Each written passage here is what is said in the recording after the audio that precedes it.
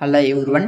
మీరు ఎలాంటి పోటీ పరీక్షల కోసం ప్రిపేర్ అవుతున్నా సరే, మీరు SSC, TET, DSC, APPSC, civils ఎలాంటి పోటీ పరీక్షల కోసం ప్రిపేర్ అవుతున్నా సరే, కంపల్సరీ మీకు 100% మీకు పంచవర్ష ప్రణాళిక ఆ టాపిక్స్ నుంచి 100% మీ క్వశ్చన్స్ అయితే రావడం జరుగుతుంది. కాబట్టి ఈ వీడియోలో మనం పంచవర్ష ప్రణాళిక గురించి మనకు 12 ఉన్నాయి. ఆ 12 గురించి క్లియర్గా ఈ వీడియోలో అయితే తెలుసుకుందాం. కాబట్టి వీడియోని అయితే స్కిప్ చేయవద్దు. ఇది పోటీ పరీక్షలకి 100% అయితే ఉపయోగపడుతుందమ్మా. సో ఇక్కడ మీరు గమనిస్తే మనకి మొదటి పంచవర్ష ప్రణాళిక గురించి క్లియర్గా తెలుసుకుందాం. మొత్తం మనకి 12 ఉన్నాయి. సో మీకు 2 వీడియోలుగా చేయడం జరుగుతుంది. ఈరోజు 6, నెక్స్ట్ వీడియోలో 6 అయితే మీకు చేయడం జరుగుతుంది. సో ఇక్కడ మీరు గమనిస్తే మనకి ప్రణాళిక కాలం మొదటి పంచవర్ష ప్రణాళిక గురించి మాట్లాడుతున్నాం.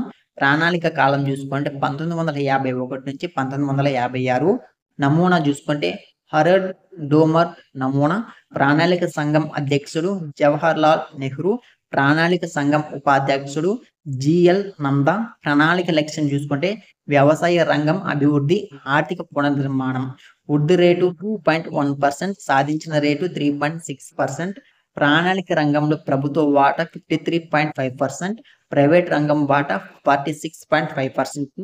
స్థాపించిన సంస్థలు చూసుకుంటే Hindustan machine tools, Indian telephone industry, Chittaranjan rail engine factory, Hindustan ship builders, Nagarjuna Sagar, Bhakra Nangal, Hirakud బహుళార్థ సాధన ప్రాజెక్టులు.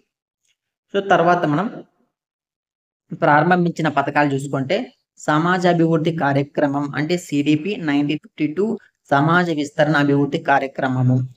రెండవ పంచవర్ష ప్రణాళిక కాలం 1956 నుంచి 61 వరకు. నమూనా పిసి మహల్ నోబిస్ నమూనా. ప్రణాళిక సంఘం అధ్యక్షుడు జవహర్లాల్ నెహ్రూ. ప్రణాళిక సంఘం ఉపాధ్యక్షుడు విటి కృష్ణమాచారి. ప్రణాళిక లక్ష్యం ప్రభుత్వ రంగ భారీ పరిశ్రమలకు ప్రాధాన్యం. వృద్ధి రేటు 4.5%, సాధించిన రేటు 4.1%. ప్రణాళిక రంగంలో ప్రభుత్వ వాటా 60.3%. ప్రైవేట్ రంగం వాటా చూసుకుంటే 39.7%.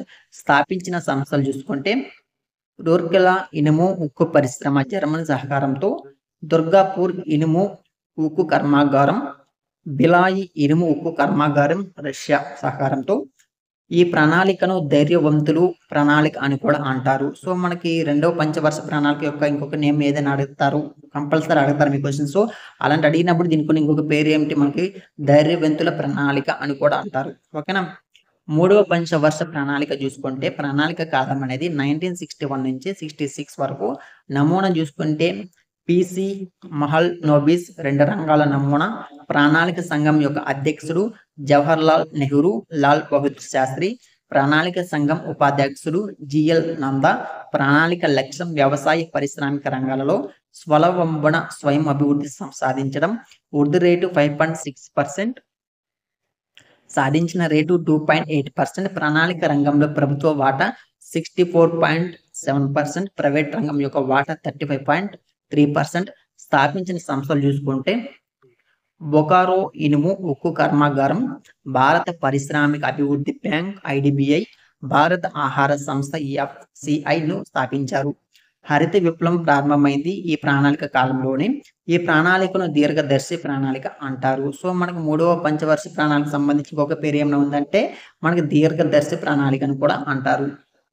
నాలుగవ పంచవర్ష ప్రణాళిక కాలం అనేది 1969 నుంచి 74 అమ్మా. సో నమూనా చూసుకుంటే శ్రీ మన్నే రుద్ర నమూనా. ఇది అమెరికా ఆర్థికవేత్త లియం టిప్ నమూనాను పోలి ఉంటుంది. ప్రణాళిక సంఘం యొక్క అధ్యక్షుడు ఇందిరాగాంధీ.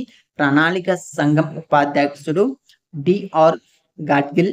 ప్రణాళిక లక్ష్యం చూసుకుంటే స్థిరత్వంతో కూడిన వృద్ధి రేటు, స్వలంబన సాధన. వృద్ధి రేటు 5.7%, సాధించిన రేటు 3.3%. ప్రణాళిక రంగంలో ప్రభుత్వ వాటా 63.9%, ప్రైవేట్ రంగం యొక్క వాటా 36.1%. స్థాపించిన సంస్థలు చూసుకుంటే విశాఖపట్నం, కర్ణాటకలోని విజయనగర్, తమిళనాడులోని సేలంలోని 3 మినీ స్టీల్ కర్మాగారాలను స్థాపించారు. ప్రారంభించిన పథకాలు చూసుకుంటే ఉపాధి హామీ పథకం, కరువు పీడిత ప్రాంతాల పథకం, శ్వేత విప్లవం, గరీబీ హఠావో నినాదం, చిన్నకారు రైతుల అభివృద్ధి ఏజెన్సీ, ఉపాంత రైతుల వ్యవసాయ కూలీల ఏజెన్సీలు కూడా ఈ ప్రణాళిక కాలంలోనే ఏర్పాటు చేయడం జరిగింది. ఐదవ పంచవర్ష ప్రణాళిక కాలం చూసుకుంటే 1974 నుంచి 79. నమూనా చూసుకుంటే జవహర్లాల్ నెహ్రూ. టిఎస్ కృష్ణన్ నమూనా. ప్రణాళిక సంఘం చూసుకుంటే అధ్యక్షులు ఇందిరాగాంధీ. ప్రణాళిక సంఘం చూసుకుంటే ఉపాధ్యక్షులు పిఎస్ అక్సల్. ప్రణాళిక లక్ష్యం చూసుకుంటే పేదరిక నిర్మూలన, స్వలంబన సాధన. వృద్ధి రేటు 4.4%, సాధించిన రేటు 4.8%. ప్రణాళిక రంగంలో ప్రభుత్వ వాటా 69.7%, ప్రైవేట్ రంగం యొక్క వాటా 30.3%. ఈ ప్రణాళిక కాలంలో 1975లో ప్రాంతీయ గ్రామీణ బ్యాంకులు, 1976లో మొదటి జాతీయ జనాభా విధానాలను ప్రారంభించారు. పథకాలు చూసుకుంటే 1974లో జాతీయ కనీస అవసరాల పథకం, 1975లో 20 సూత్రాల కార్యక్రమం అంటే 20 సూత్రాల కార్యక్రమం, 1977లో పనికి ఆహార పథకం, 1977లో అత్యోదయ, 1978-79 నుంచి సమీకృత గ్రామీణ అభివృద్ధి పథకం. ఆరో పంచవర్ష ప్రణాళిక కాలం చూసుకుంటే 1980 నుండి 85. నమూనా చూసుకుంటే జవహర్లాల్ నెహ్రూ, హరడ్. ప్రణాళిక సంఘం యొక్క అధ్యక్షుడు ఇందిరాగాంధీ, రాజీవ్ గాంధీ. ప్రణాళిక సంఘం ఉపాధ్యక్షుడు ఎన్డి తివారీ. ప్రణాళిక లక్ష్యం పేదరిక నిర్మూలన, స్వలంబన సాధన. వృద్ధి రేటు 5.2%, సాధించిన రేటు 5.7%. ప్రణాళిక రంగంలో ప్రభుత్వ వాటా 61.7%, ప్రైవేటు రంగం యొక్క వాటా 38.3%. ఈ ప్రణాళిక కాలంలో నీలి విప్లవం ప్రారంభించబడింది. పథకాలు చూసుకుంటే 1980 నుంచి జాతీయ గ్రామీణ ఉపాధి పథకం, 1982లో గ్రామీణ ప్రాంతీయ స్త్రీ శిశు అభివృద్ధి పథకం, 1983లో గ్రామీణ భూమి లేని వారి ఉపాధి హామీ పథకం, 1985లో ఇందిరా ఆవాస్ యోజన. ఓకే, ఇందిరా ఆవాస్ యోజన. సో ఇందులో మనకి 12 పంచవర్ష ప్రణాళికలు ఉన్నాయి. వాటి మీకు నేను ఇప్పుడు 6 అయితే ఎక్స్ప్లెయిన్ చేశాను.